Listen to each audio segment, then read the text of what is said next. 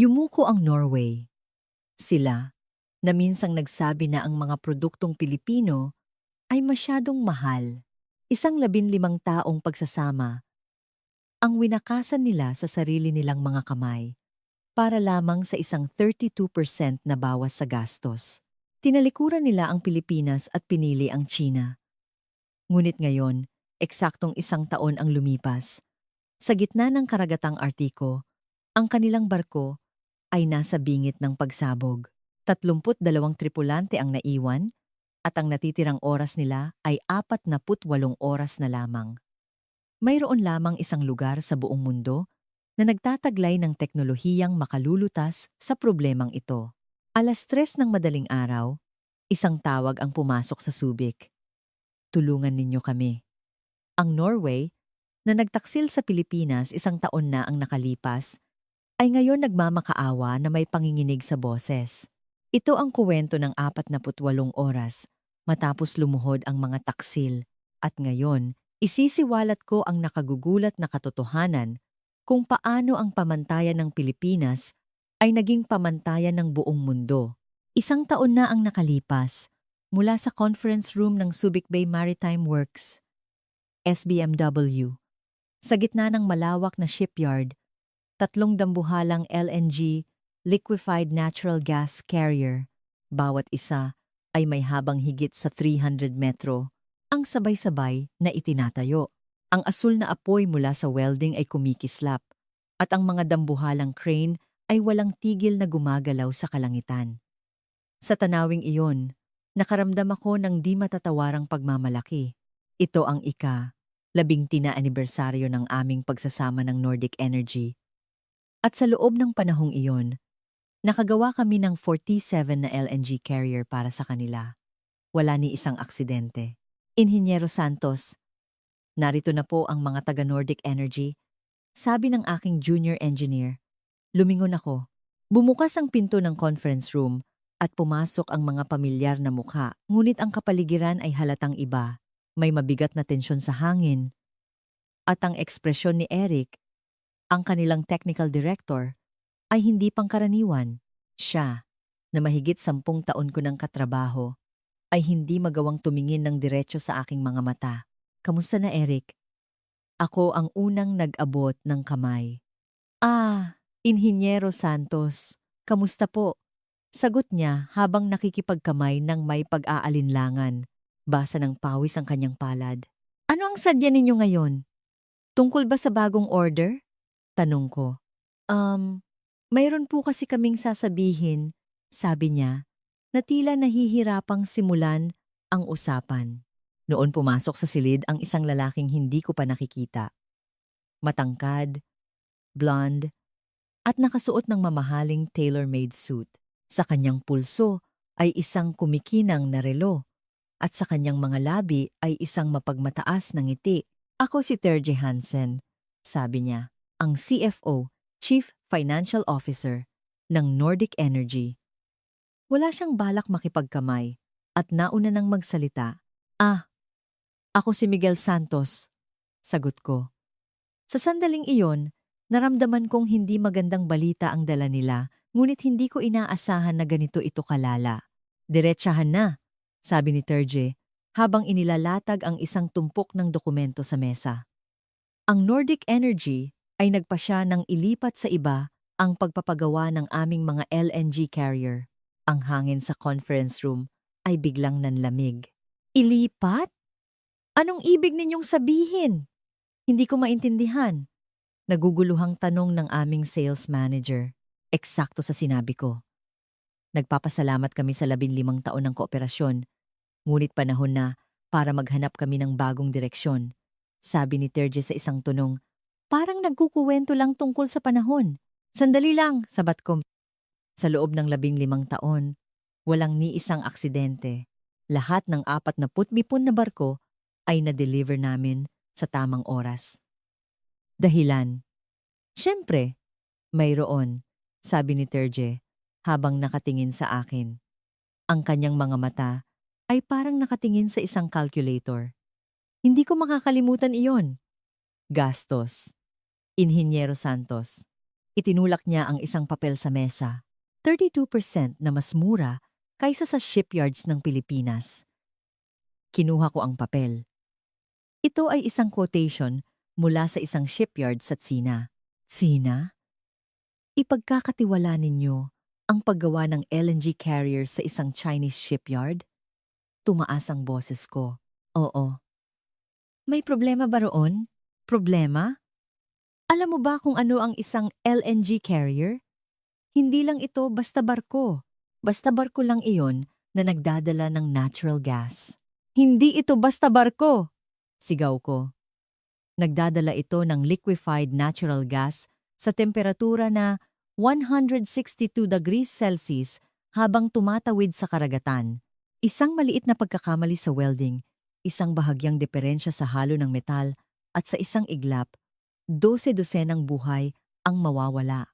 At ipagkakatiwala ninyo iyon sa Tsina dahil lang sa 32% na mas mura? Inhinyero Santos. Itinaas ng CFO ang kanyang kamay upang putulin ang aking sinasabi. Naiintindihan ko ang iyong emosyonal na reaksyon, ngunit nagbago na ang panahon. Nagbago ang panahon? Nagbago na ba ang batas ng pisika? Naging 100 wasing tida? Na ba ang 162 basing tida? Hindi iyon ang ibig kong sabihin, sabi niya, habang tumatayo at tumitingin sa labas ng bintana sa aming shipyard. Ang mga Chinese shipyards ngayon ay mayroon ng lahat ng internasyonal na sertipikasyon. Lloyds, DNV, lahat. Hindi na sila ang dating China. Hindi lahat ay tungkol sa sertipikasyon, giit ko. Kung gayon, ano? Karanasan at kaalaman. Ang pag-weld ng cryogenic tank ay hindi tumatanggap ng kahit 0.1 millimeters na pagkakamali. Iyan ay isang bagay na hindi mapapatunayan ng sertipiko. Makakamit lamang iyan sa pamamagitan ng dekada ng naipong kaalaman. At iyan ang dahilan kung bakit mahal ang Pilipinas, hindi ba? Lumingon si Terje at tumingin sa akin. Alam mo ba kung bakit 30 taon nang walang aksidente ang Pilipinas? Dahil sa sobrang disenyo. Natawa siya nang marinig ang sarili niyang salita. Sobrang disenyo! Iyon ba ang tawag ninyo roon? Alam kong ang Pilipinas ay nagpapatupad ng sarili nitong mga pamantayan na mas mahigpit kaysa sa internasyonal na pamantayan, kaya kayo mahal. Iyon ang sikreto ng kaligtasan. Hindi, mariin niyang sinabi. Iyon ay simbolo ng kawalan ng kahusayan. Natahimik ang buong silid. Inhinyero Santos, pag-usapan natin ang mga numero. Bumalik si Terje sa mesa. Ang nilalaman ng nickel sa inyong mga barko ay 5% na mas mataas kaysa sa internasyonal na pamantayan. Tama? Opo. At gumagamit din kayo ng 15% na mas maraming reinforcement, tama? Tama po kayo. At doble ang inyong welding inspections. Opo. Lahat iyan ay gastos. Lahat iyan ay buhay. Sagot ko. Buhay? Oo. Buhay ng mga tripulante. Ang mga marino na sumasakay sa mga LNG carrier na gawa sa Pilipinas ay makakapaglayag ng may kapayapaan ng isip. Bakit? Dahil alam nilang ligtas ang aming mga barko, ngunit hindi siya nakinig. Ang katotohanang walang aksidente sa loob ng 30 taon ay nangangahulugan lamang na ang sobrang gastos sa loob ng 30 taon na iyon ay nasayang. Kung walang sobrang disenyo, walang mangyayaring aksidente. Sa sandaling iyon, napagtanto ko, ang taong ito ay walang alam sa mga barko, walang alam sa dagat.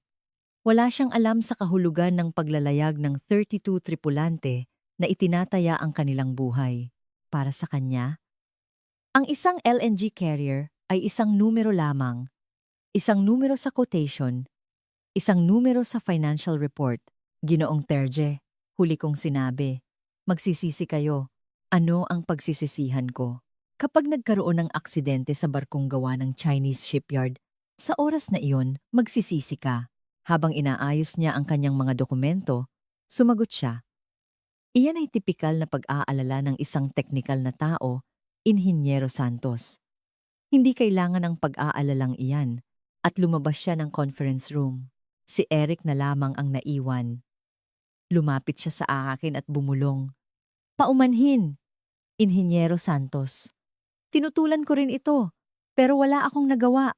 Desisyon nito ng head office. At ang CFO ang may ganap na kontrol. Pagbabawas ng gastos ang kanilang pangunahing prioridad.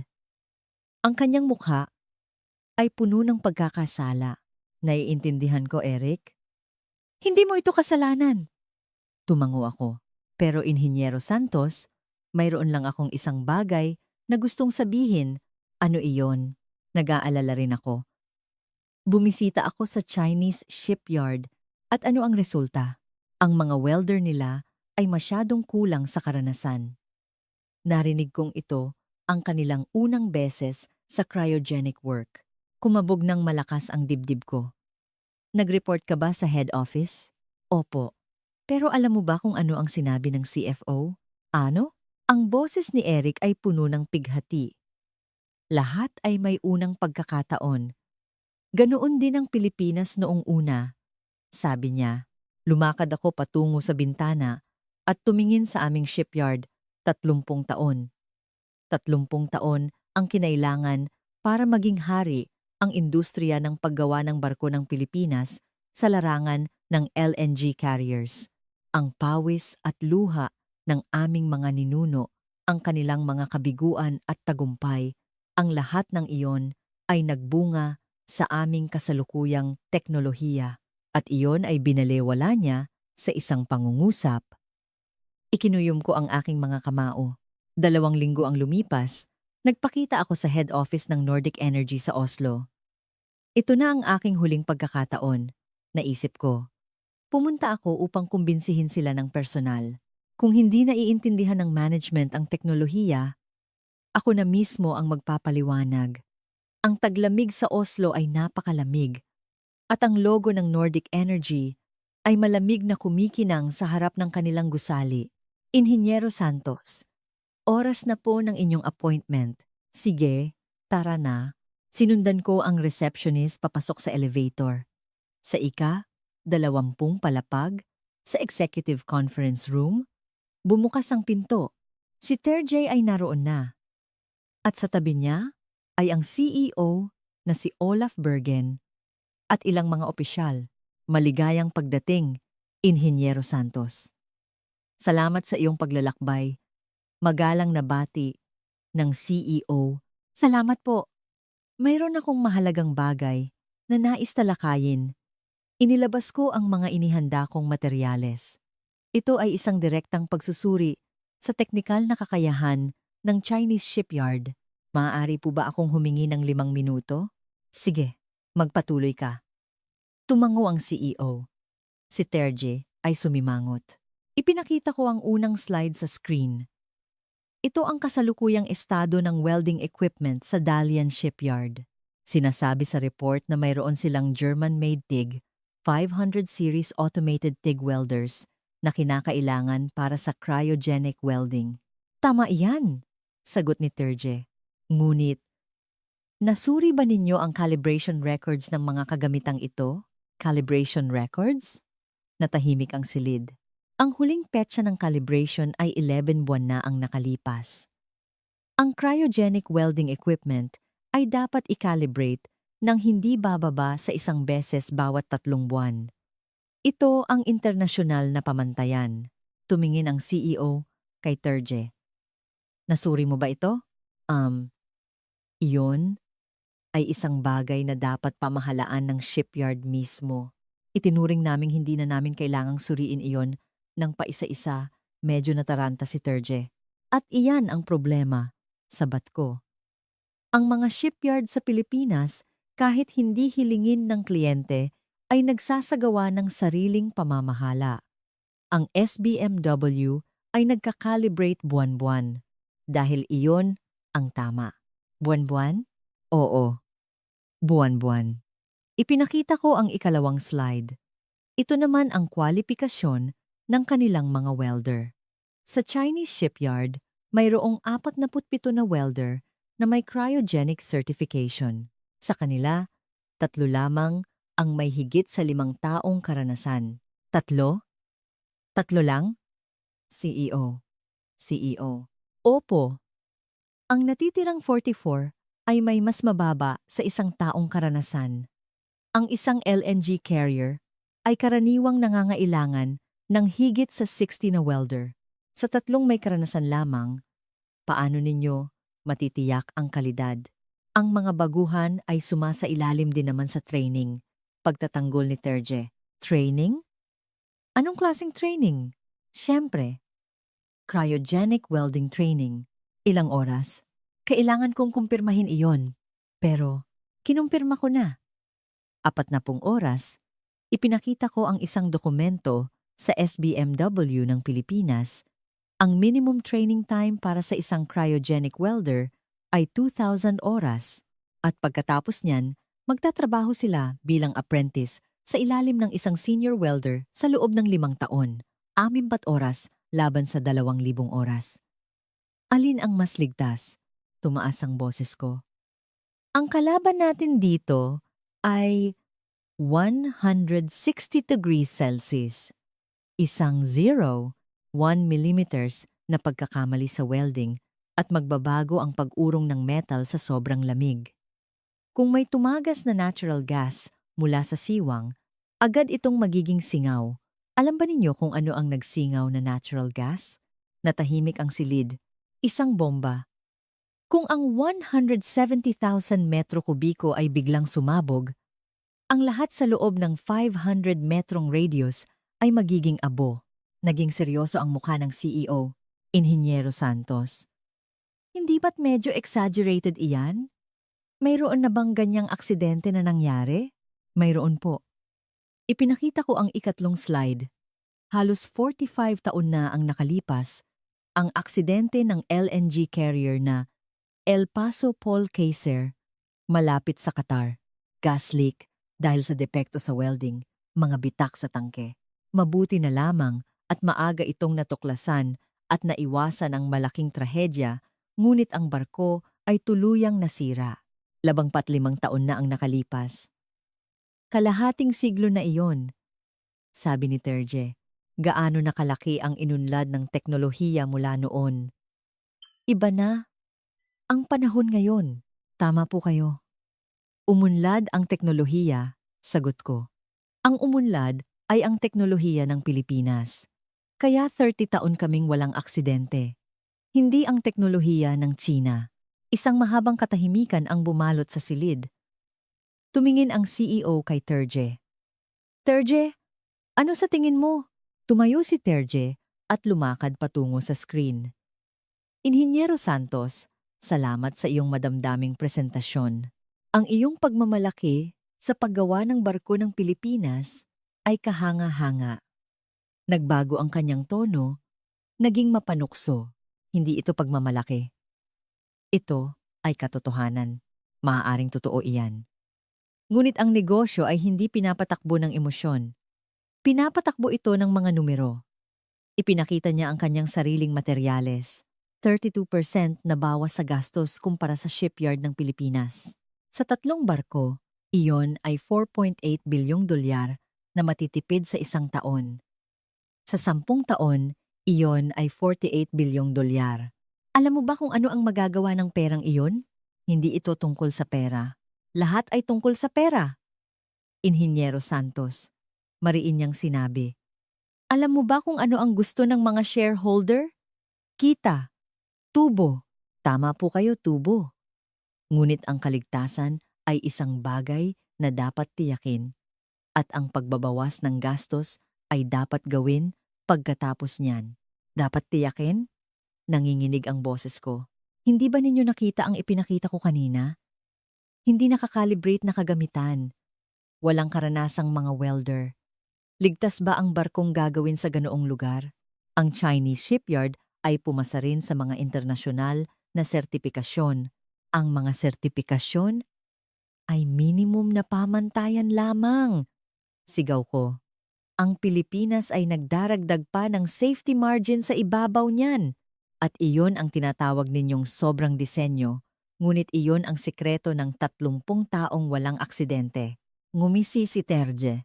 Inhinyero Santos, alam mo ba kung ano ang sinasabi ng mga insurance company? Ano? Ang insurance premium para sa mga LNG carrier ng Pilipinas ay ang pinakamababa sa mundo. Bakit? Dahil 30 taon nang walang aksidente. Lumapit siya sa akin, ngunit kung iyon ba ay dahil sa sobrang disenyo ng Pilipinas o dahil lang sa swerte, walang nakakaalam. Kung walang mangyaring aksidente sa barko ng China, hindi ba't nangangahulugan iyon na sila ang mas mahusay? Nawalan ako ng salita. Ang taong ito ay talagang hindi nakakaintindi. Mula sa kaibuturan ng kanyang puso, hindi niya naiintindihan. Ginoong Terje, ito na ang huling babala ko, sabi ko. Hindi ako nakaupo dito ngayon para humingi ng order. Nandito ako para bigyan kayo ng babala. Babala? Anong babala? Nagkibit balikat si Terje. Malinaw kong sinabi. Kung ipagagawa ninyo ang LNG carrier sa isang Chinese shipyard, maaga o huli, magkakaroon ng aksidente. Hindi ko mahuhulaan ang eksaktong oras. Ngunit tiyak na darating iyon. Sa oras na iyon, sino ang mananagot? Walang pakialam si Terje. Iyon ay isang bagay na iisipin natin kapag nangyari na. Sa ngayon, ang pagbabawas ng gastos ang pangunahing prioridad. Sabi niya, inayos ko ang aking mga materyales, tumayo, at sinabing, magsisisi kayo bago umalis. Sa likuran ko, narinig ko siyang tumatawa ng mahina. Ang mga teknikal na tao ay laging mahilig maghasik ng takot. Ngunit ako, hindi pa ako nagsisi kailanman. Paglabas ko ng silid, nakasalubong ko si Eric. Bumulong siya. Paumanhin, Inhinyero Santos. Tumango ako at lumabas ng gusali. Ang hangin sa Oslo ay malamig, ngunit ang puso ko ay mas malamig pa. 3 buwan ang lumipas. Isang malaking seremonya ng key-laying ang idinaos sa isa pang shipyard sa Sina. Napanood ko sa balita na personal na dumalo si Olaf Bergen, ang CEO ng Nordic Energy, upang mag-ribbon cutting kasama si Terje na nakangiti sa tabi niya.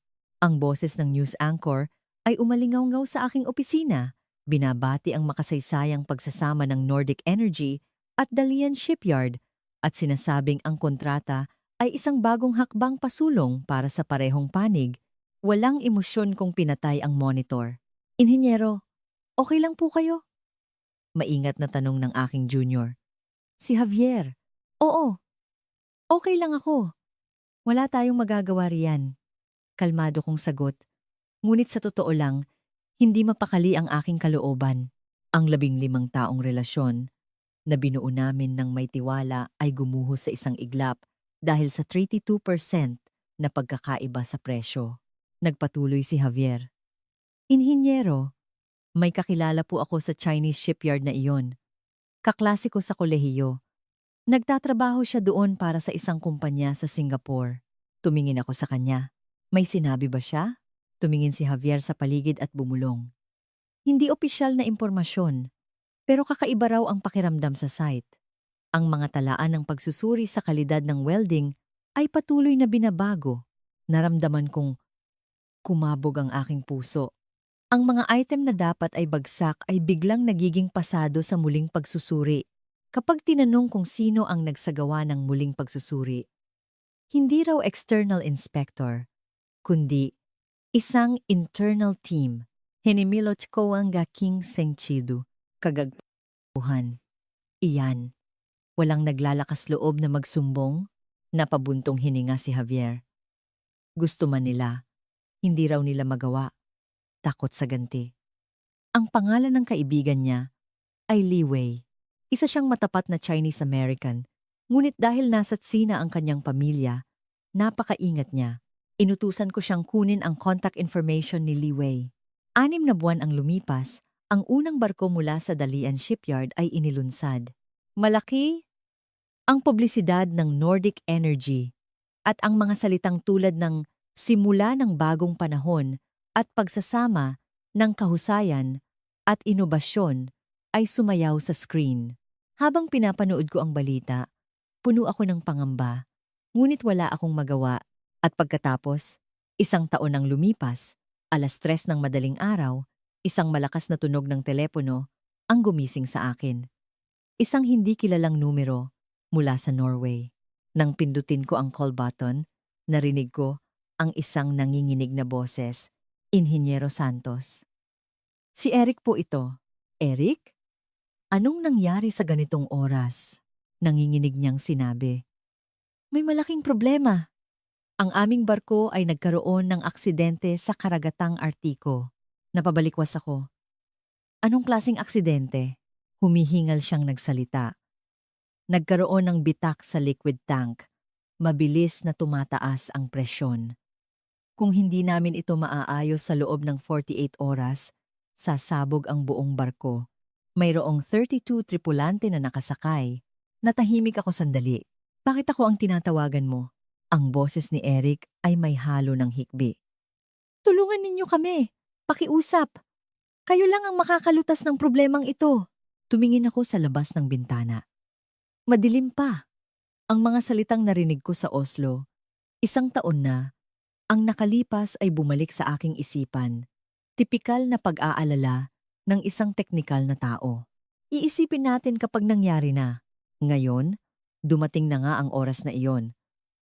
Sila, na nagtaksil sa amin, ay bumabalik sa huli. Dahan-dahan akong nagsalita. Ano ang sinasabi ni Terje ngayon?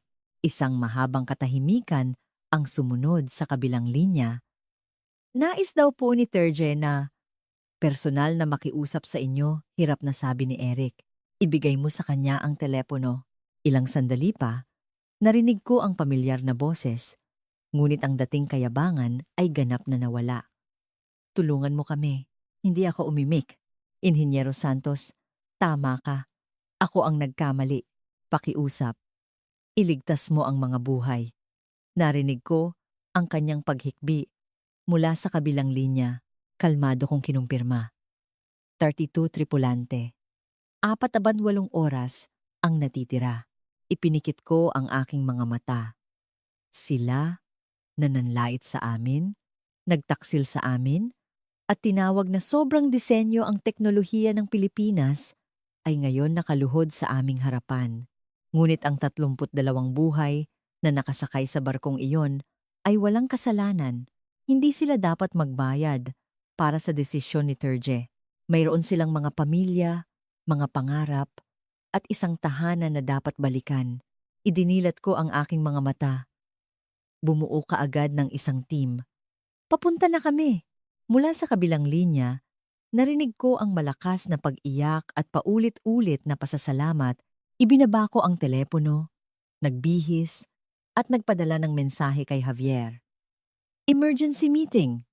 Sa laboratorio sa loob ng 30 minuto, ang kalangitan sa labas ng bintana ay nagsisimula ng mamula. Pupunta kami upang iligtas ang mga taong minsang tumalikod sa amin. I-rewind natin ang orasan ng 12 oras. Sa Barents Sea sa karagatang Artiko, ang LNG carrier ng Nordic Energy na Arctic producer ay puno ng liquefied natural gas mula sa Yamal Peninsula ng Russia at patungo sa Europa. Ito mismo ang unang barko na ginawa sa Dalian Sea na 1 taon na ang nakalipas. Ang kapitan, si Nielsen, ay isang veterano na may 30 taong karanasan sa paglalayag. Nang gabing iyon, naghahanda siya sa bridge para sa paglalayag sa gabi. Kapitan, isang low-pressure system ang paparating mula sa hilagang kanluran. Inaasahang lalala ang lagay ng dagat sa loob ng 6 na oras. Ulat ng kanyang first mate. Tumango si Nielsen at iniutos na magpatuloy ayon sa plano. Ang paglalayag sa Artiko ay laging mahirap at para sa kanya, ito ay pang-araw-araw na gawain. Ngunit ng hating gabi, may kakaibang nangyari. Sa engine room, narinig ng engineer na si Emil ang isang matinis na tunog na parang metal na nababaluktot. Ang tunog ay tila nagmumula sa direksyon ng mga cargo tank. Kumuha siya ng flashlight at nagtungo sa inspection passage ng mga tangke. Ang mga cargo tank ng isang LNG carrier ay may espesyal na istruktura dahil naglalaman ito ng 162 degrees na liquefied gas. Gumagamit ito ng makapal na insulation at espesyal na metal alloy. Ang membrane type na istrukturang ito ay gumagamit ng manipis na stainless steel na nakatupi na parang alon upang makayanan ang pag-urong sa sobrang lamig. Nang makarating si Emil sa inspection area ng tank number 3, lalong lumakas ang hindi kanais-nais na tunog. Nang itutok niya ang ilaw ng flashlight sa panlabas na pader ng tangke, nanigas siya, may yelo sa pader. Kung perpekto ang insulation, dapat ay nasa normal na temperatura ang panlabas na pader. Ang pagkakaroon ng yelo ay nangangahulugang may tumatagas na lamig. Nanayo ang balahibo ni Emil. Agad niyang kinuha ang kanyang radyo at nag-report sa bridge. Nang dumating si Kapitan Nielsen makalipas ang 10 minuto, mas lumawak na ang sakop ng yelo. Sa katunayan, puro barkong gawa sa Pilipinas lamang ang kanyang pinatakbo. At hindi pa siya nakaranas ng ganito kapanganib na sitwasyon.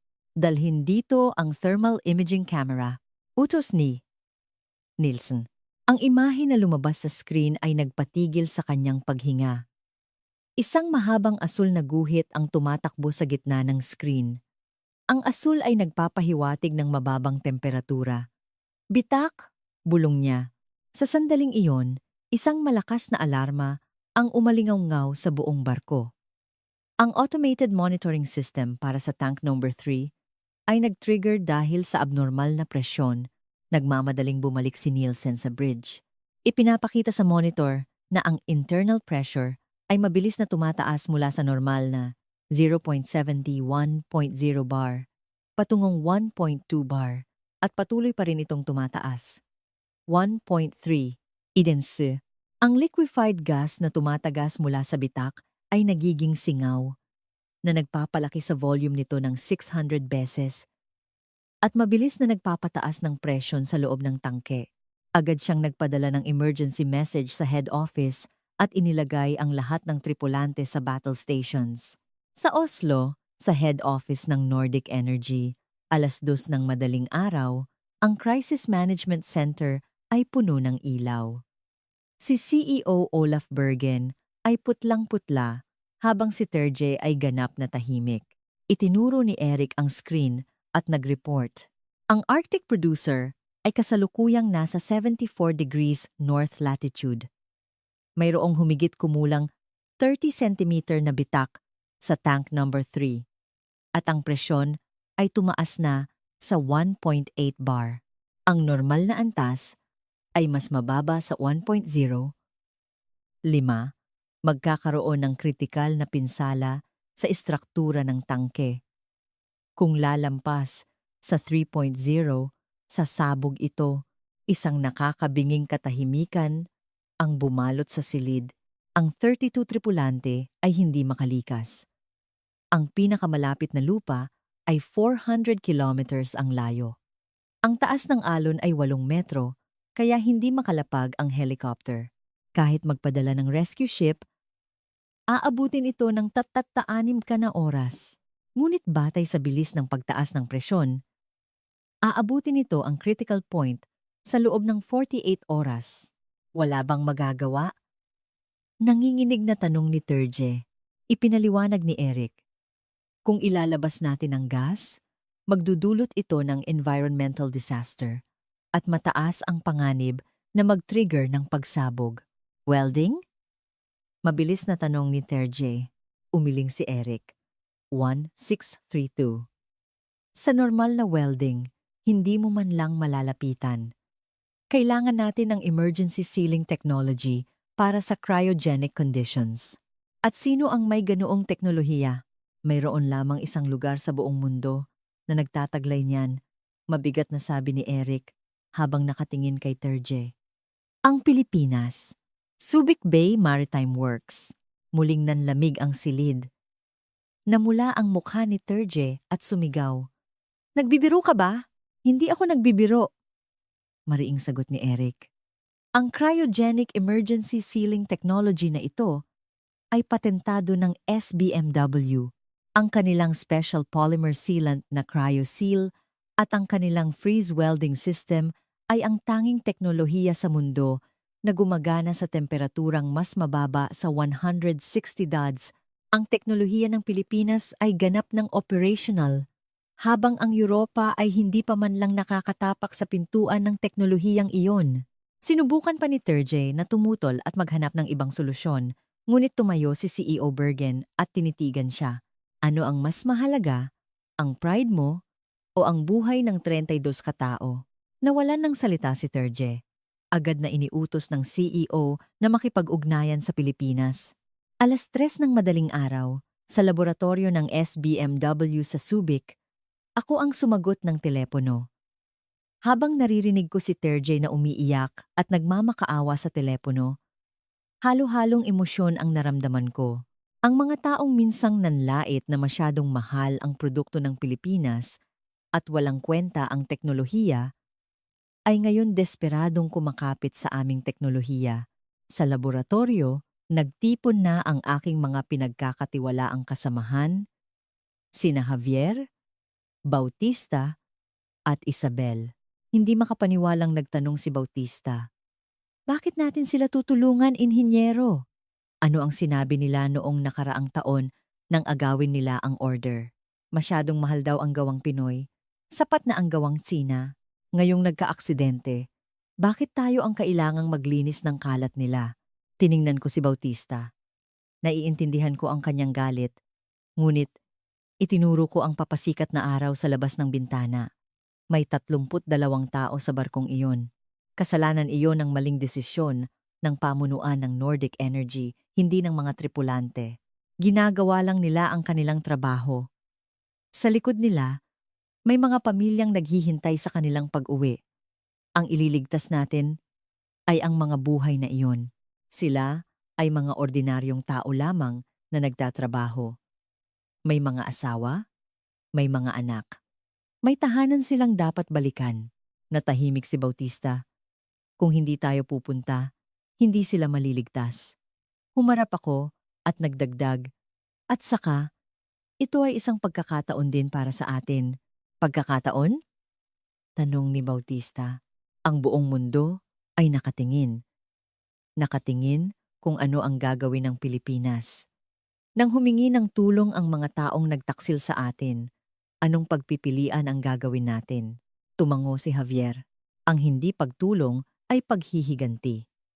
Ngunit ang pag-abot ng tulong ay nagpapakita ng dignidad at kadakilaan ng isang bansa. Tama iyan. Tiningnan ko ang aking mga kasamahan.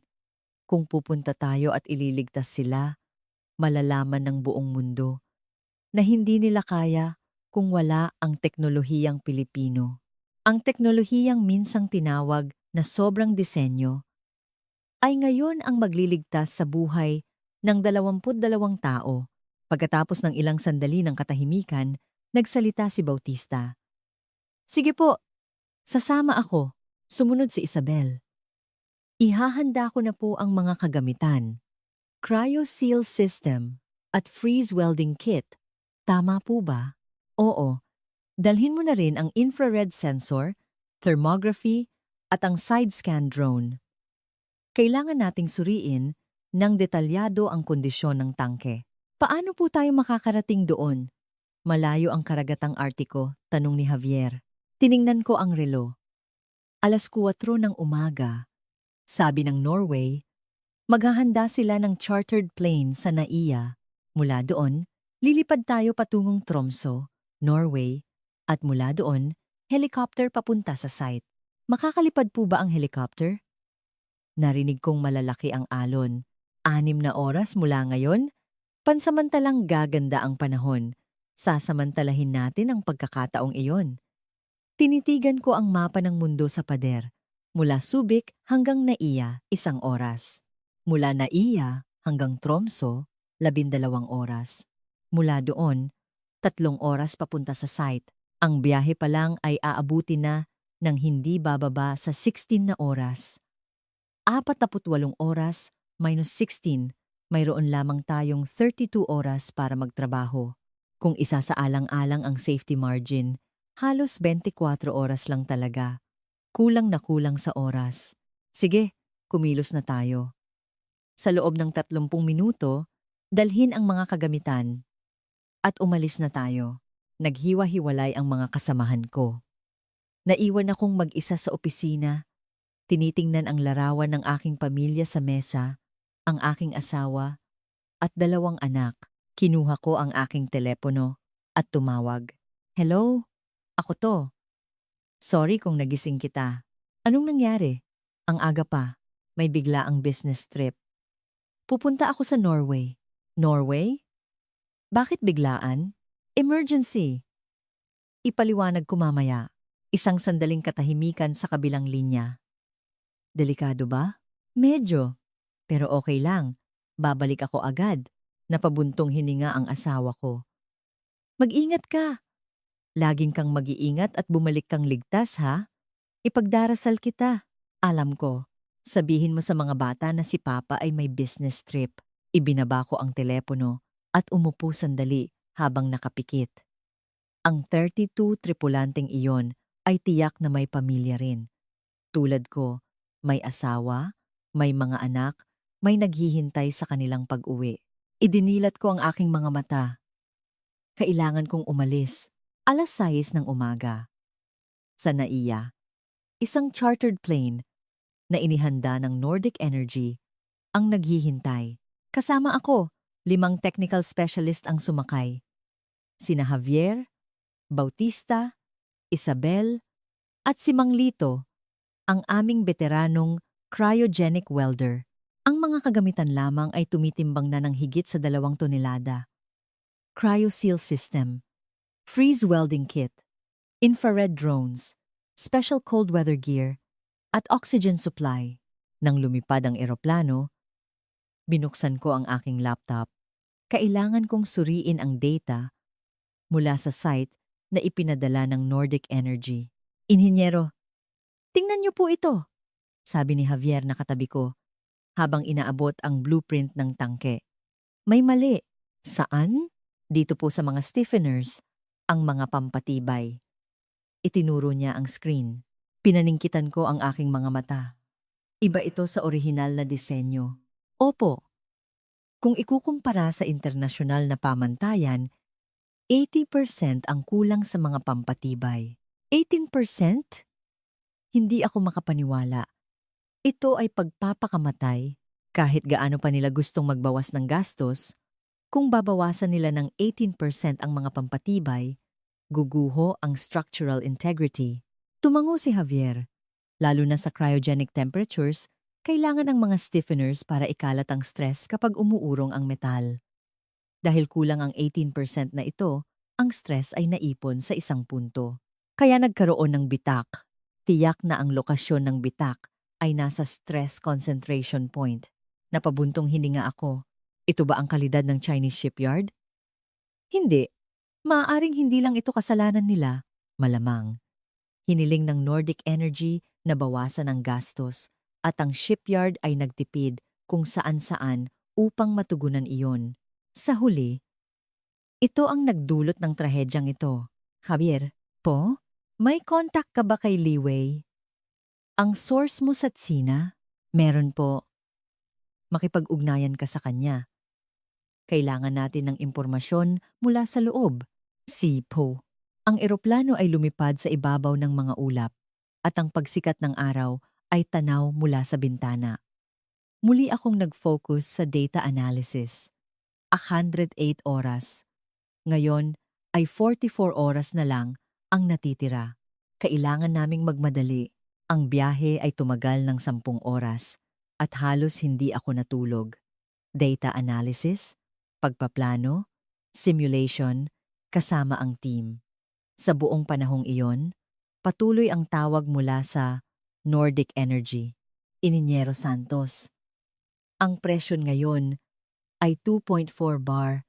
Ang boses ni Eric ay lalong nagiging desperado. Ang bilis ng pagtaas ay 0.05 bar kada oras. Mabilis kong kinwenta. Mula 2/4 hanggang 3.0 may 0.6 bar na pagkakaiba. Sa 0.05 bar kada oras, aabutin nito ang 3.0 sa loob ng 12 oras. Ngunit sa katotohanan, dahil lumalaki ang bitak, mas bibilis pa ang pagtaas. Gaano pa kalayo bago kami makarating? 2 oras papuntang Tromso, 3 oras sa helicopter. Mga 5 oras pa po. Ang panahon? Mabuti na lang at gumaganda na. Makakalipad dapat ang helicopter. Sige, tatawag ako pagdating namin. Nang ibababa ko na sana ang telepono, biglang nagsalita si Eric. Inhinyero, maraming salamat po. Salamat sa pagpunta ninyo. Natahimik ako sandali. Eric, hindi ba tutol ka sa pagpapagawa sa China noong una? Opo, pero hindi ko po napigilan. Hindi mo kasalanan iyon. Kahit na po, paumanhin, natapos ang tawag. Sinabi ni Bautista sa tabi ko, may puso pa rin pala ang taong iyon. Hindi siya masamang tao. Naiintindihan niya ang teknolohiya. Ang problema ay ang mga nasa itaas na numero lang ang nakikita. Noon, lumapit si Javier at bumulong. Inhinyero, nakausap ko na po si Li Wei. Anong sabi niya? May nakagugulat siyang impormasyon. Humina ang boses ni Javier. Minanipula raw ng shipyard ang ratio ng metal alloy sa welding. Ano? Ang nickel content. Ang nickel content ng stainless steel para sa cryogenic use ay dapat 9% o higit pa, ngunit ibinabaraw nila ito sa halos 7%. Ipinikit ko ang aking mga mata. Kung mababa ang nickel content, tumataas ang brittleness ng metal sa cryogenic temperatures. Mas madali itong mabiyak. May ebidensya raw si Li Wei. Mga internal documents, kasama na ang mga talaan at ang actual na resulta ng component analysis. Bakit hindi niya ito isinapubliko? Nasa Tsina ang kanyang pamilya. Takot siya sa ganti. Hinimilot ko ang aking sentido. 80% na kulang sa pampatibay. Pekeng nickel content. Hindi na-calibrate na welding equipment sa loob ng 11 buwan. Mga welder na may mas mababa sa isang taong karanasan. Ito ay isang time bomb na naghihintay lang sumabog. Javier, po? Sabihin mo kay Li Wei. Pagkatapos nito, kailangan naming tumestigo siya ng formal. Poprotektahan namin siya. Sipo. Nagsimulang bumaba ang eroplano at dumating kami sa Tromso. Norway isa sa mga pinakahilagang lungsod sa mundo. Paglabas namin ng airport, ang malamig na hangin ay parang kutsilyong humiwa sa aming mga mukha. Ngunit walang oras para alalahanin ang lamig. Agad kaming nagtungo sa hangar. Isang malaking transport helicopter na inihanda ng Nordic Energy ang naghihintay. Isinakay namin ang mga kagamitan at agad na lumipad. Sa loob ng helicopter, ibinigay ko ang huling briefing sa aking team. Makinig kayo. Pagdating natin sa site, wala tayong kahit isang segundong sasayangin. Magsisimula agad tayo sa trabaho. Roger. Una, i-scan ang buong tangke gamit ang infrared drone. Ang unang hakbang ay alamin ang eksaktong lokasyon at laki ng bitak. Pagkatapos niyan, depende sa kondisyon ng bitak. Ngunit ito ang basic plan. Iginuhit ko ang isang diagram sa aking tablet. Unang yugto. Paglilinis ng ibabaw sa paligid ng bitak. Gagamit tayo ng espesyal na panlinis dahil sa sobrang lamig. Ikalawang yugto. Unang aplikasyon ng CryoSeal. Ito ay pansamantalang selyo para pabagalin ang pagtaas ng presyon. Ikatlong yugto. Paggawa ng stop holes sa magkabilang dulo ng bitak para pigilan ang paglaki nito. Ikaapat na yugto. Ang aktwal na freeze welding. Ito ang pinakamahirap. Ikalimang yugto. Pangalawang aplikasyon ng CryoSeal. Ang bawat yugto ay aabutin ng hindi bababa sa 2 oras.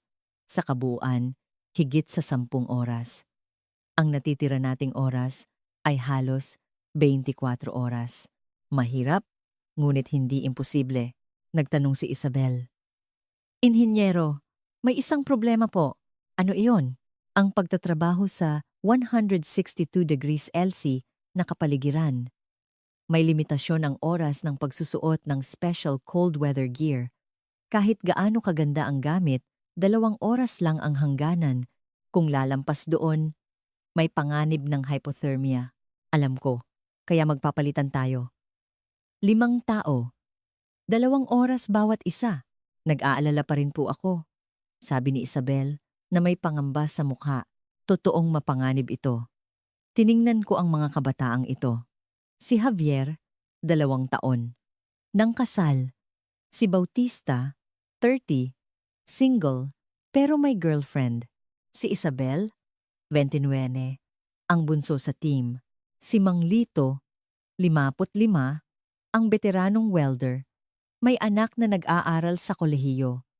Lahat sila ay may pamilya, may kinabukasan, may lugar na dapat balikan. Sa totoo lang, nagsimula ako. Mapanganib ang misyong ito.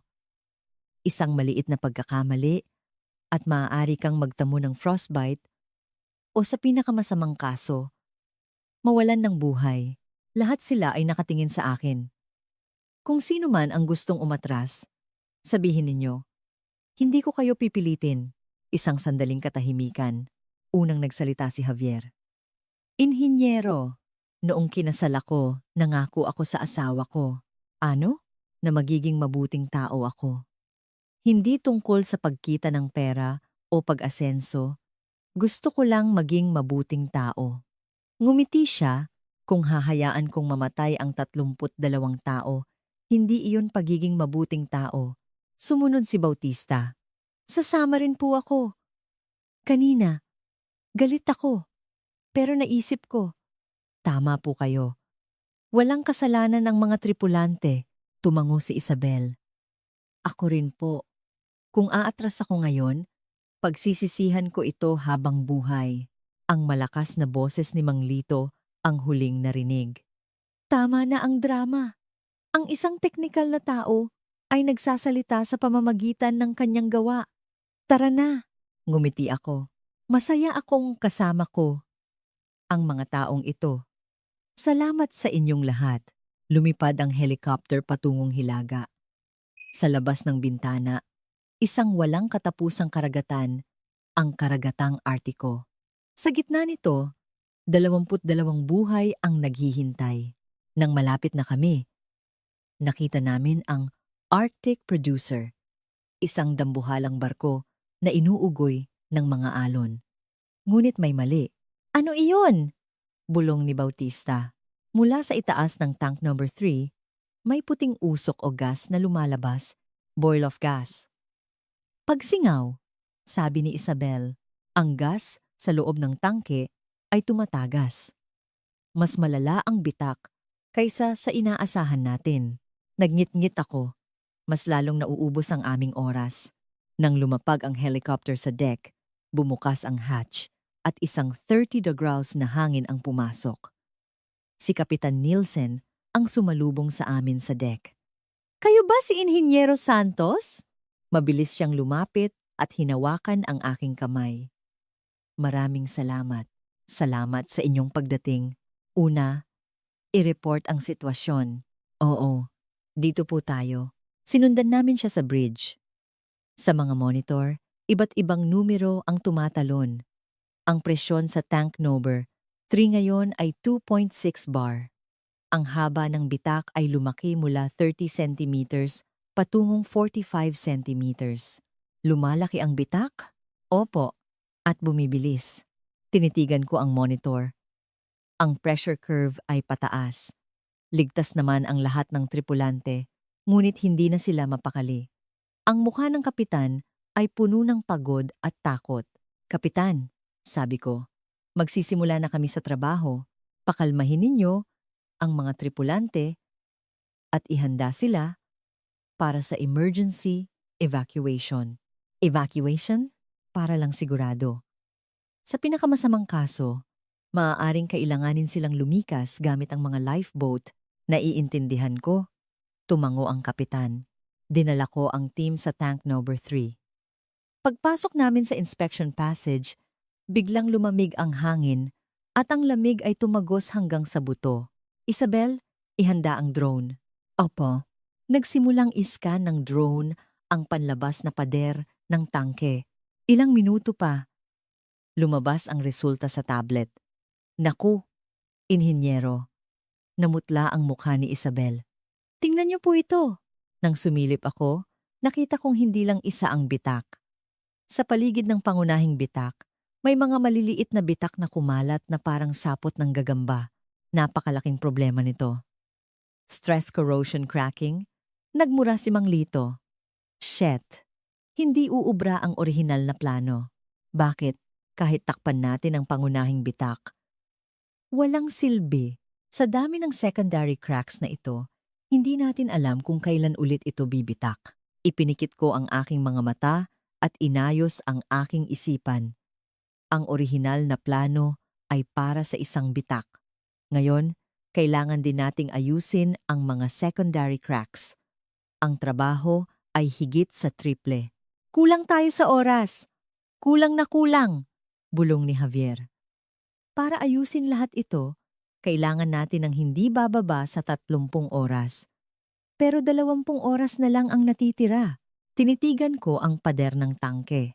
Sa ilalim ng puting yelo na iyon, mayroong 170,000 metro kubiko ng liquefied gas, isang pagkakamali at mamamatay kaming lahat. Kami at ang 30 true tripulante. Kailangan nating humanap ng ibang paraan. Mayroon. Dapat mayroon. Sabi ko, hayaan niyo akong mag-isip. Ang pag-aayos ng bawat secondary crack ay masyadong matagal. Kung gayon, tiningnan ko ulit ang imahe mula sa drone. Ang pattern ng mga bitak. Ang daloy ng stress. May napansin ako. Ang pattern, sandali. Po, may pattern ang mga secondary cracks.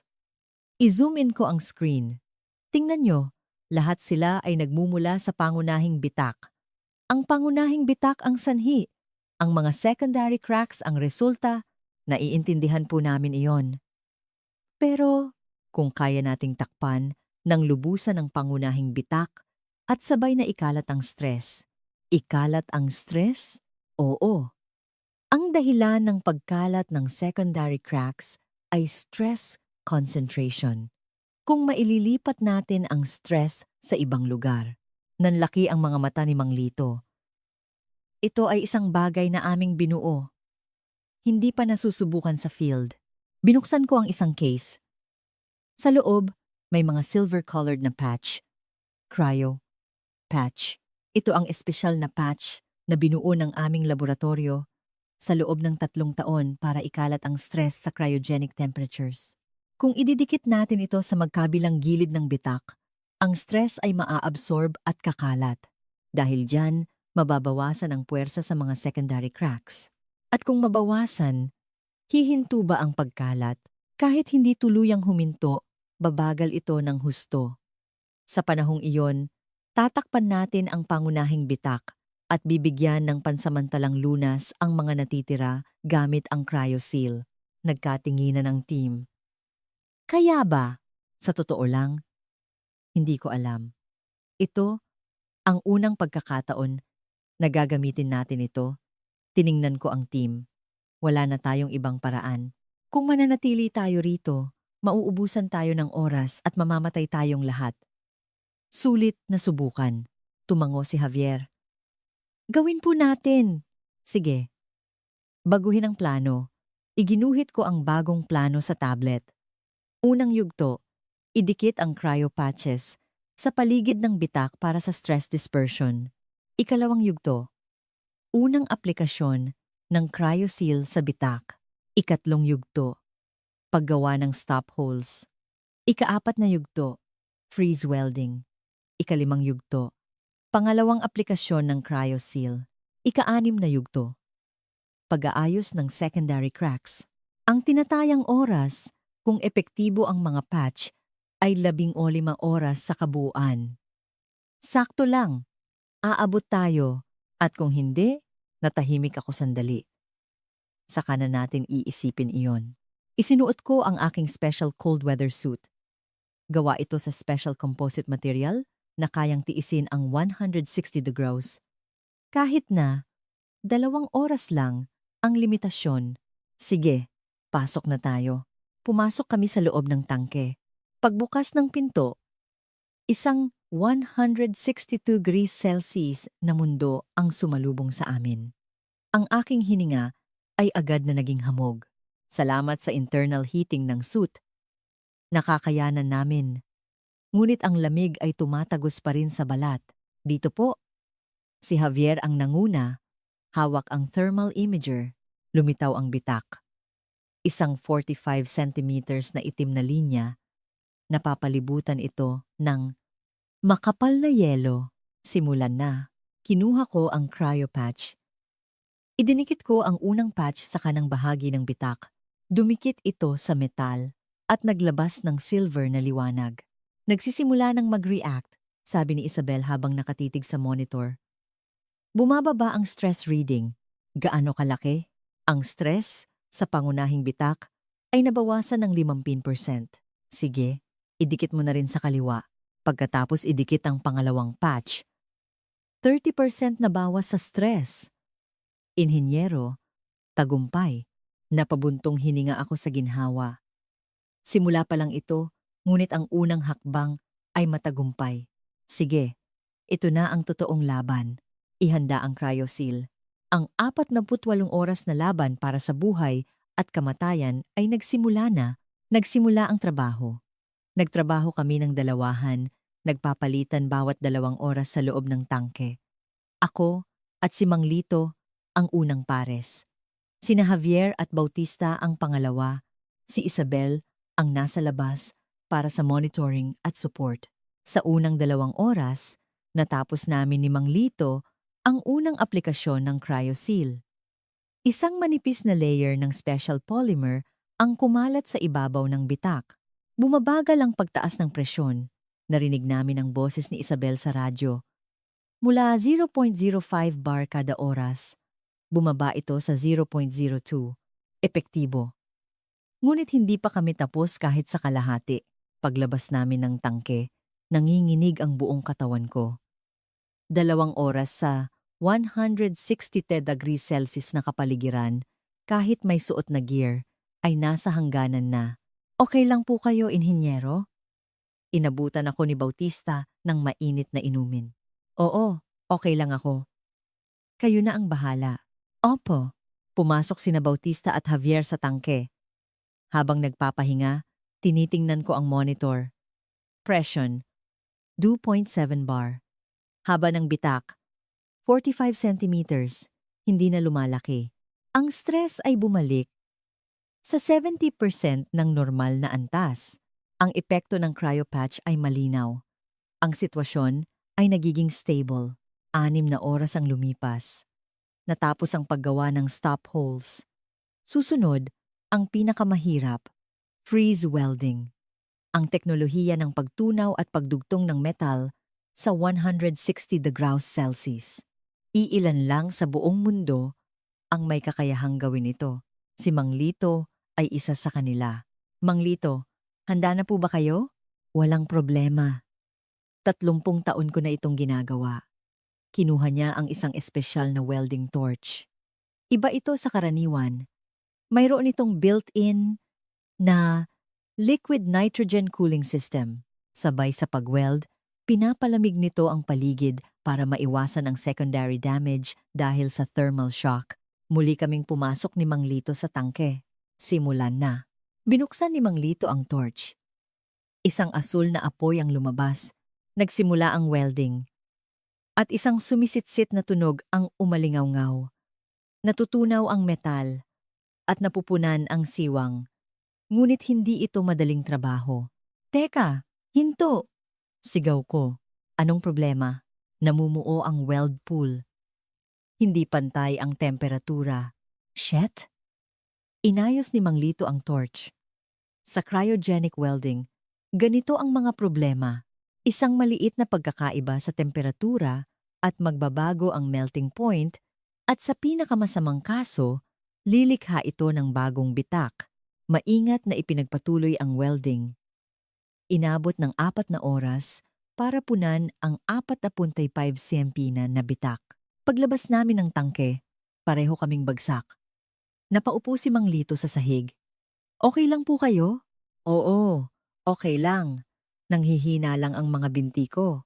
Umupo rin ako sa tabi niya. Ang buong katawan ko ay parang yelo, ngunit nagawa namin. Natapos ang pagtakip sa pangunahing bitak. Inhinyero! Tumakbo si Isabel. Bumababa ang presyon. Ano? Mula 2.7, bumaba sa 2.7. Epektibo ang pagtakip. Namanasan mo na namang dongba, nine. Ipinikit ko ang aking mga mata. Tagumpay.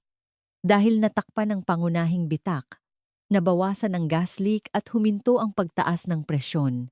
Ngunit hindi pa tapos. Nariyan pa ang mga secondary cracks. Dahil sa stress dispersion, huminto ang paglaki nito. Ngunit kailangan pa ring ayusin. Tapusin natin ito gamit ang cryoseal. Opo, 12 oras ang lumipas. Natapos ang aplikasyon ng cryoseal sa mga secondary cracks. Ang presyon ngayon ay 2.3 bar. Ulat ni Isabel at patuloy na bumababa. Tinitingnan ko ang monitor ng tangke. Lahat ng numero ay nasa loob na ng safe range. Nagawa natin, bulong ni Bautista. Inhinyero, nagtagumpay po talaga tayo. Tumango ako. Huwag muna tayong maging kampante. Final check. Muling paliparin ang infrared drone. Minaneho ni Isabel ang drone. Ini-scan nito ang loob ng tangke. Ilang minuto pa, lumabas ang resulta. Temperatura sa repaired area, stable. Stress distribution, normal. Gas leak, 0. Detection. Huminga ako ng malalim. Sige, tapos na ang trabaho. Ang 48 oras na labanan, sa wakas, ay napagtagumpayan namin. Noon, tumunog ang radyo. Inhinyero Santos, ito ang bridge. Boses ni Kapitan Nielsen. May tawag mula sa head office. Gusto raw po kayong kausapin mismo ng CEO.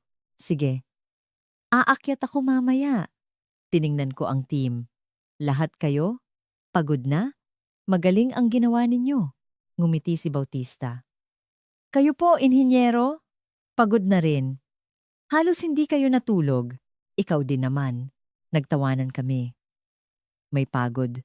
Ngunit ito ay isang kaaya-ayang pagod. Sige, ligpitin na natin at umakyat na tayo. Pagdating ko sa bridge, iniabot sa akin ng kapitan ang isang satellite phone. Mula po sa CEO, kinuha ko ang telepono. Hello? Inhinyero Santos.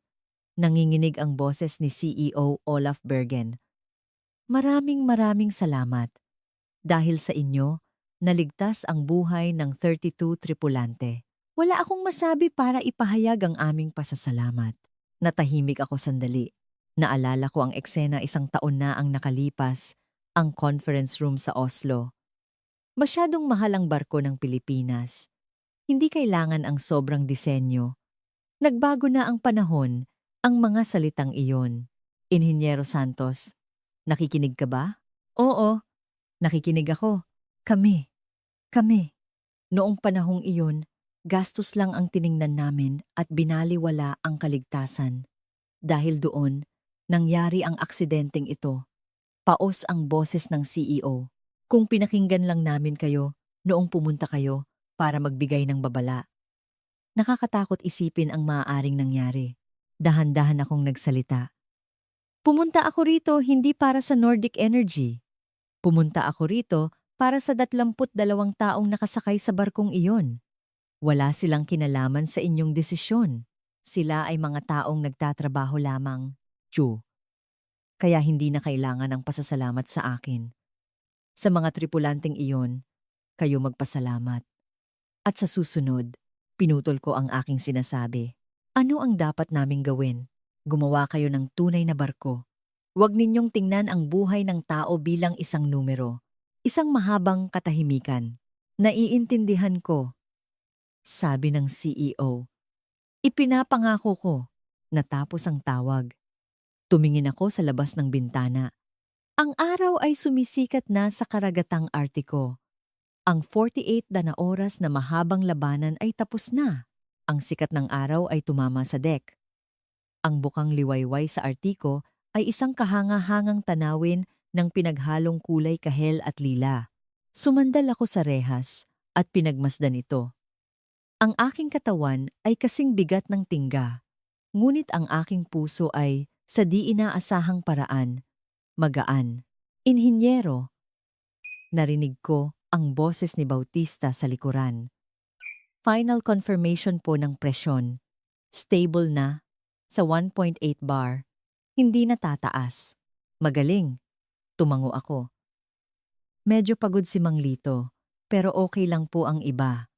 Si Javier ay umiinom ng kape sa mess hall. Kape ha? Maganda iyan. Muli akong tumingin sa dagat. 48 oras o mas eksakto, 47 oras at 23 minuto. Sa panahong iyon, lumaban kami sa 162 degrees Celsius na impyerno.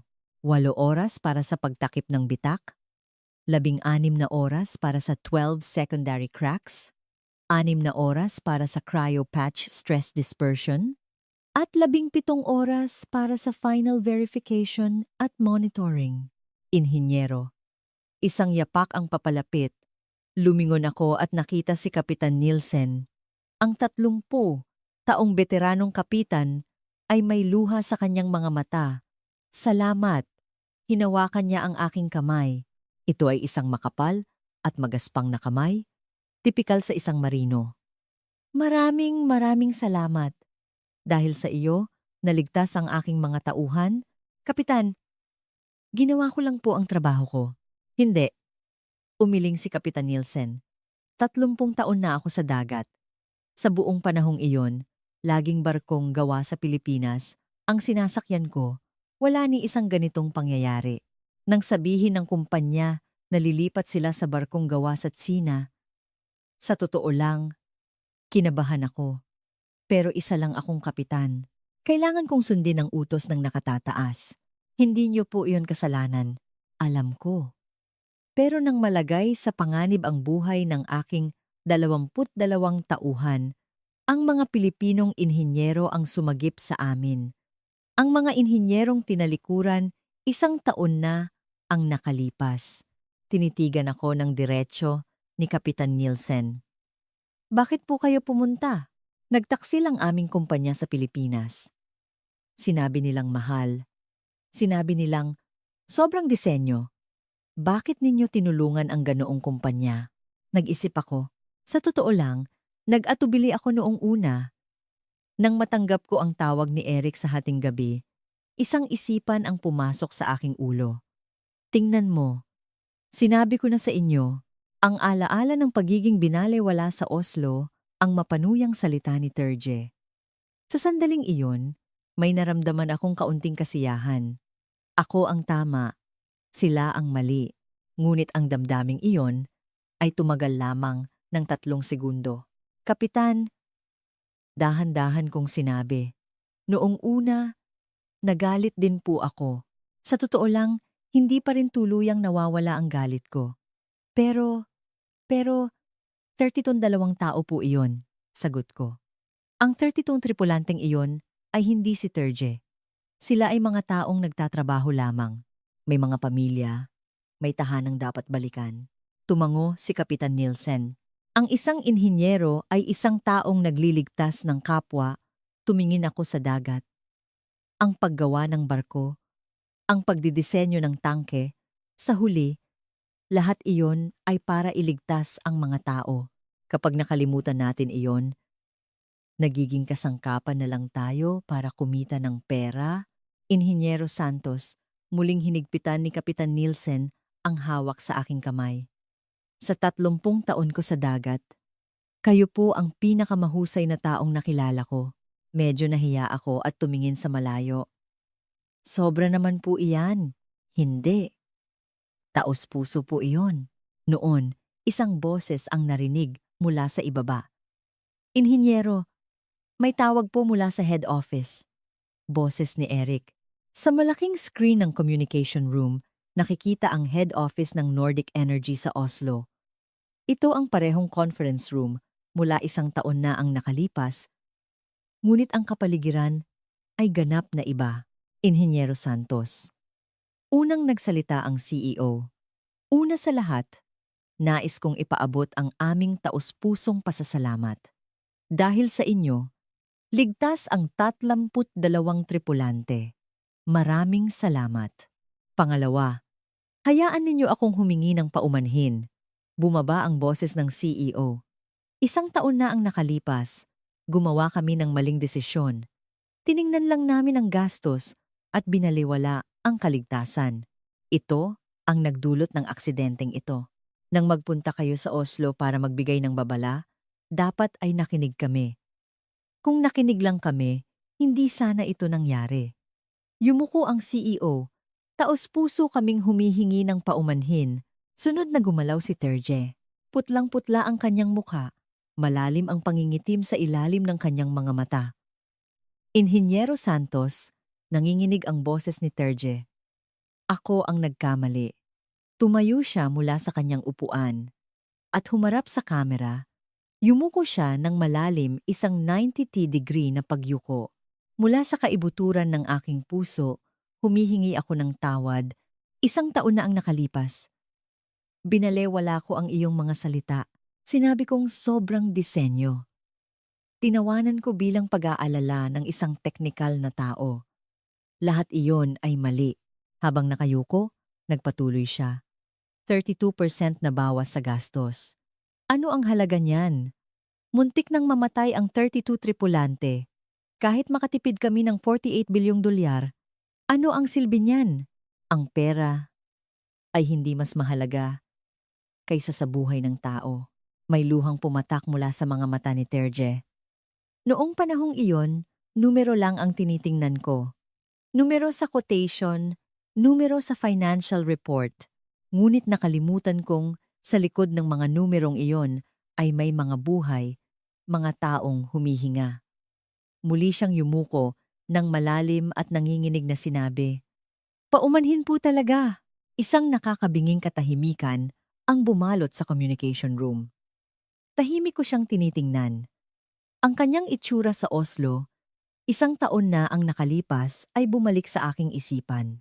Inhinyero Santos, itabi mo na ang iyong mga hindi kinakailangang pag-aalala. Saka na natin pag-usapan kapag may aksidente na. Hindi pa ako nagsisi kailanman. Ang taong nagsabi niyan ay ngayon umiiyak at humihingi ng tawad. Sa totoo lang, akala ko mas magiging masaya ako. Akala ko iisipin ko, sabi ko na sa inyo. Ngunit, nakapagtataka, wala akong naramdamang ganoon. Ginoong Terje, dahan-dahan kong sinabi. Itaas niyo po ang inyong ulo. Tinatanggap ko ang inyong paumanhin. Dahan-dahang itinaas ni Terje ang kanyang katawan. Meron din akong gustong sabihin sa inyo. Isang taon na ang nakalipas. Nagalit din po ako. Sa totoo lang, sobra akong nagalit. Ang 15 taong pagsasama ay pinutol ninyo dahil lang sa 32% na pagkakaiba sa presyo. Paumanhin, bulong niya. Ngunit, nagpatuloy ako. Ginoong Terje, ang pagkakamali ninyo ay hindi ang pagtalikod sa Pilipinas. Ang pagkakamali ninyo ay ang pagtingin sa buhay ng tao bilang isang numero, ang pagtingin sa barko bilang isang quotation lamang. Iyon ang inyong pinakamalaking pagkakamali. Paulit-ulit na tumango si Terje. Opo, tama po kayo. Ganoon na nga po. Huwag na po ninyong ulitin iyon. Huwag ninyong kalimutan na sa likod ng mga numero, mayroong mga buhay na may init. Hinding-hindi ko po kalilimutan. Pangako niya. Noon, nagsalita ang CEO. Inhinyero Santos, may formal kaming proposal. Ano po iyon? Ang Nordic Energy ay nagpasya na lahat ng aming future LNG carrier orders ay ipagagawa na namin sa mga shipyard sa Pilipinas. Bukod pa rito, iimbestigahan namin ng lubusan ang aksidenteng ito at magmumungkahi kami ng pagpapahigpit sa mga safety standards sa International Maritime Organization. Nanlaki ang aking mga mata. Gagamitin namin ang aming impluensya para ipanukala sa IMO na ang tinatawag ninyong sobrang disenyo o mas tamang sabihin, ang disenyo para sa kaligtasan ng Pilipinas ay gawing bagong internasyonal na pamantayan. 3 buwan ang lumipas sa headquarters ng International Maritime Organization sa Geneva, Switzerland. Hindi ko akalain na makakaupo ako sa ganitong lugar. Sa malaking conference hall, nagtipon ang mga kinatawan mula sa buong mundo. Amerika, Tsina, South Korea, mga bansa sa Europa. At ako, nakatayo sa entablado. Kagalang-galang na mga kinatawan, nagsimula ako sa harap ng mikropono. Ako si Miguel Santos mula sa SBMW ng Pilipinas. Ngayon, nais kong magpresenta tungkol sa pagbabago sa mga pamantayan sa kaligtasan para sa mga LNG transport ships. Ang aksidente ng Arctic Producer, 3 buwan na ang nakalipas ay yumanig sa buong mundo. Ang media ay nag-ulat ng husto. Ang presyo ng pagtitipid, ang aral. Mula sa aksidente ng barkong gawa sa China, 32, buhay na iniligtas ng team na Pilipino. Sobrang disenyo o tamang disenyo? Sa malakas na suporta ng Nordic Energy, nagpasya ang IMO na muling suriin ang mga pamantayan sa kaligtasan ng LNG carriers. Ang kasalukuyang internasyonal na pamantayan ay nagbibigay lamang ng minimum na kaligtasan. Ipinakita ko ang isang slide. Ngunit ang minimum ay hindi sapat. Sa Ayin Andad, 160 degrees scene na matinding kapaligiran, walang lugar para sa kahit pinakamaliit na depekto. Ang hall ay tahimik na parang walang tao. Sa loob ng 30 taon, ang mga shipyard sa Pilipinas ay sumunod sa sarili nitong internal standards, 5% na mas mataas na nickel content, 15% na mas maraming pampatibay, doble ang welding inspections. Sobra ba ito? Huminga ako ng malalim.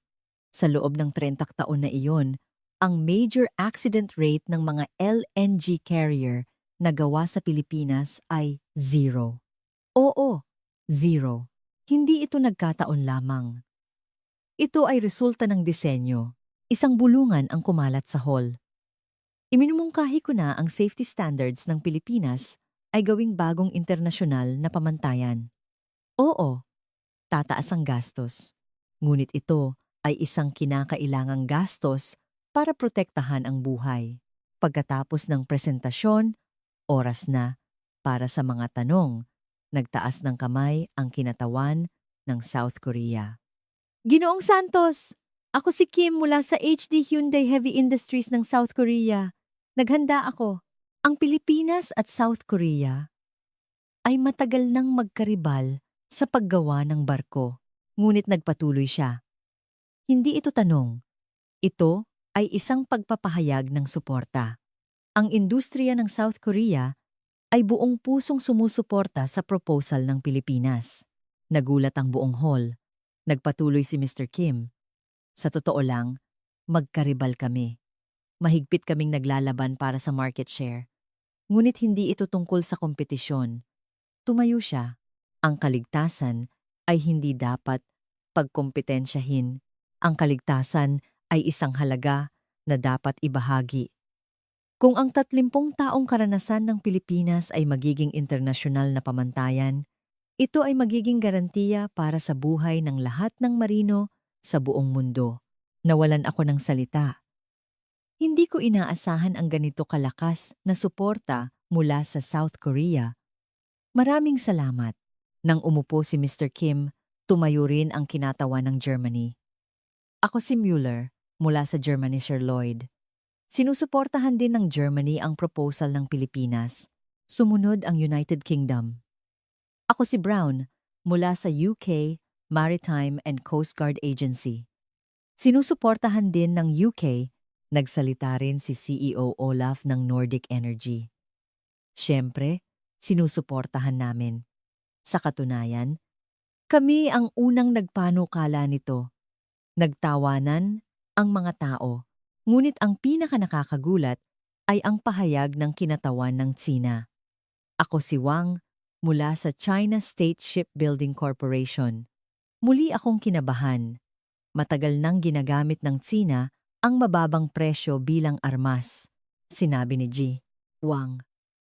Sinusuportahan din ng Tsina ang proposal ng Pilipinas. Nagulat ang buong hall. Ngumiti ng mapait si Ji Wang. Sa totoo lang, kung 3 buwan na ang nakalipas, tututol ako. Kung tataas ang pamantayan, tataas ang gastos, at dehado ang mga shipyard ng Tsina, huminga siya ng malalim. Ngunit nang makita ko ang aksidente ng Arctic producer, nagbago ang isip ko. Kahit makuha mo ang merkado sa pamamagitan ng murang presyo, kapag nagkaroon ng isang aksidente, tapos na ang lahat. Kapag nawala ang tiwala, nangangahulugan iyon ng pagbagsak. Tumingin sa akin, si G. Wang, ang 30 taong walang aksidente ng Pilipinas, ay hindi lang dahil sa teknolohiya, kundi dahil sa pag-una sa mga tao. Nais din naming matuto mula sa inyo. Huminga ako ng maluwag. Ang resulta ay higit pa sa aking inaasahan. Isinagawa ang botohan. 27 boto para sa 0 laban, 3 abstentions.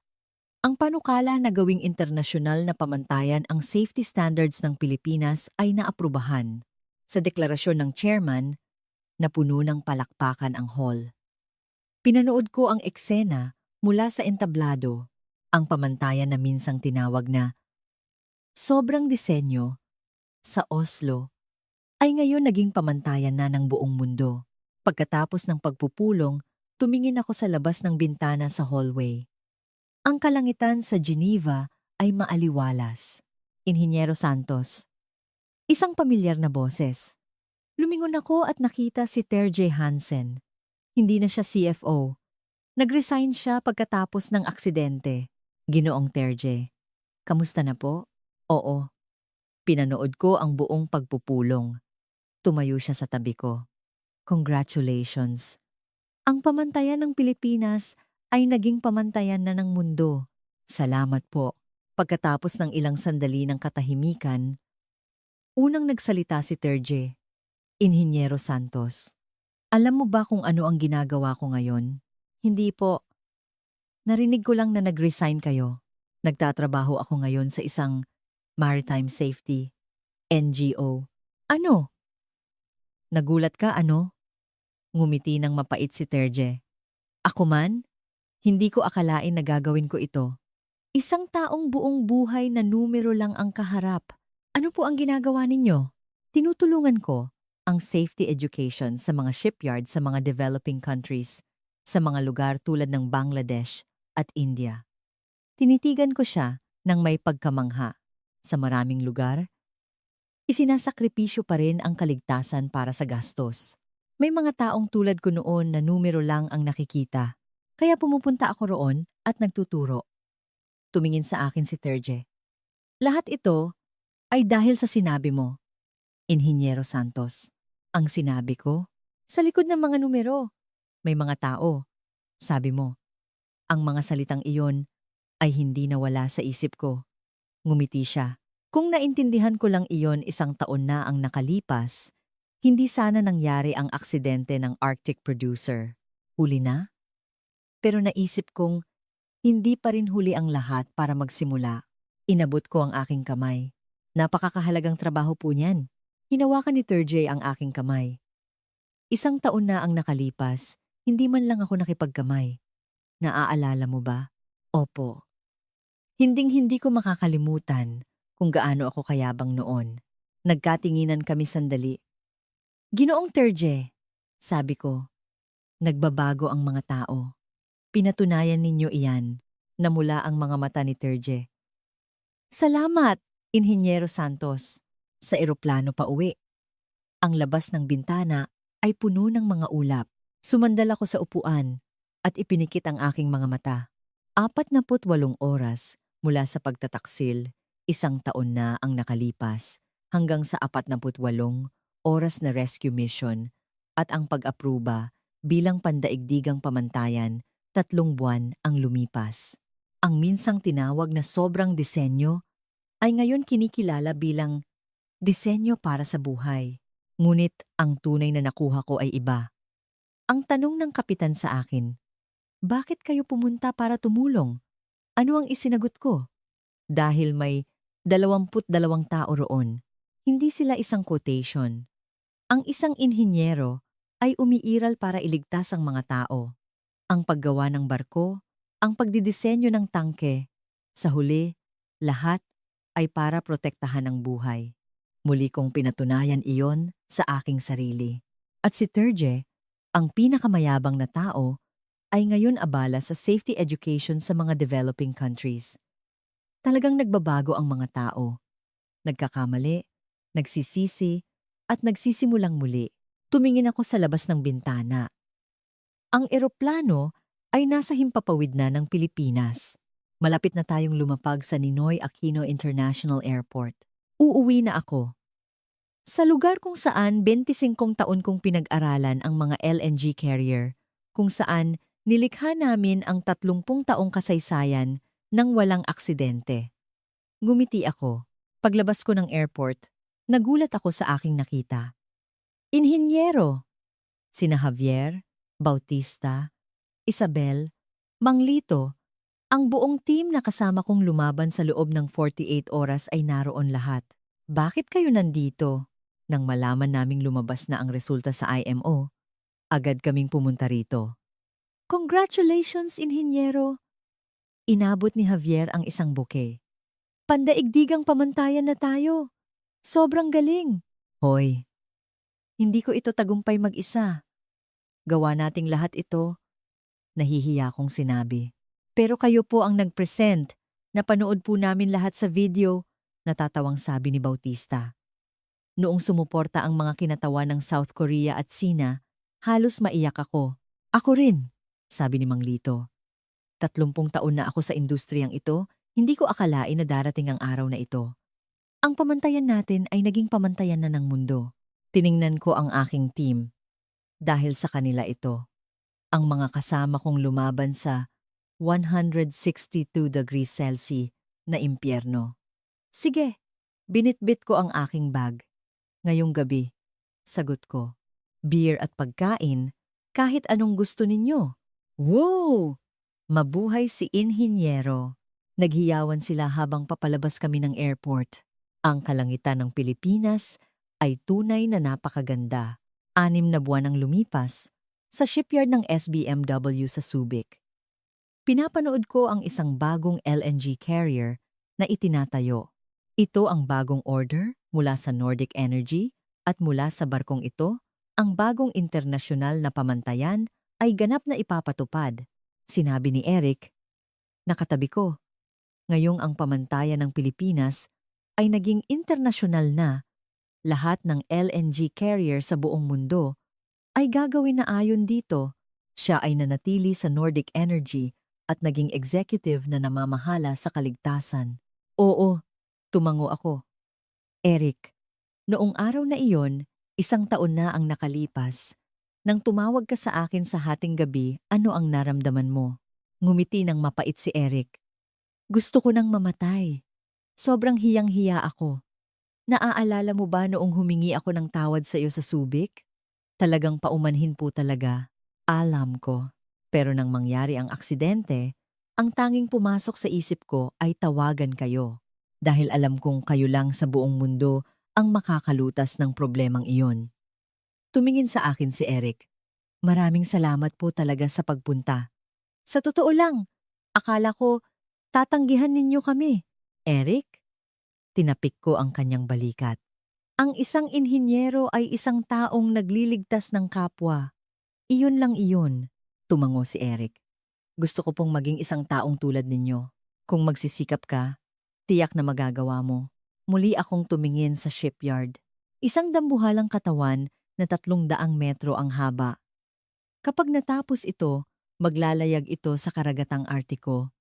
At ang mga marino sa barko ay makakapaglayag ng may kapayapaan ng isip dahil ito ay isang barkong gawa sa Pilipinas. Isang barkong ginawa ayon sa pinakamataas na pamantayan sa kaligtasan sa buong mundo. Ito ang pakiramdam ng tagumpay ng isang inhinyero. Hanggang dito ang kwento ng 48 oras. Kumusta? Ang isang kumpanyang tinalikuran ng Pilipinas dahil sa presyo ay yumuko sa loob ng 48 oras. Inamin ang kanilang pagkakamali at ang pamantayan ng Pilipinas na minsang tinawag na sobrang disenyo ay naging pandaigdigang pamantayan.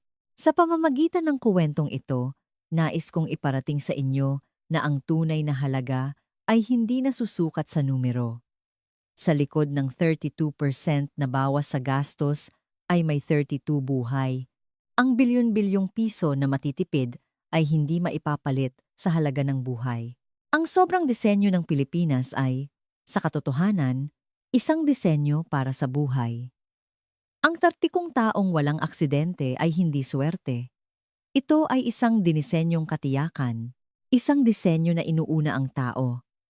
Ito ang tunay na lakas ng paggawa ng barko ng Pilipinas. Naway sa inyong sari-sariling larangan, gumawa rin kayo ng ganitong disenyo para sa buhay. Ang pag-iisip muna sa tao bago sa numero, iyan ang tunay na profesionalismo. Ito ang kuwento kung paano yumuko ang Norway sa Pilipinas sa loob ng 48 oras matapos nila itong talikuran. Kung paano ang 32% na bawas sa gastos ay nagbanta sa 32 buhay at kung paano ang tinawa ng pamantayan ng Pilipinas ay naging huwaran ng buong mundo. Ang mga barkong ginagawa natin ay hindi malamig na bakal lamang. Ito ay isang barko ng buhay kung saan sumasakay ang ama ng isang tao, ang asawa ng isang tao. Ang 30 taong walang aksidente ng paggawa ng barko ng Pilipinas ay hindi kailanman nagkataon lamang. Kung ang kuwentong ito ay umantig sa inyong puso, mangyaring ibahagi ito sa iba. Ang maliliit na pagmamalaki, kapag pinagsama-sama, ay nagiging isang malaking lakas. Salamat.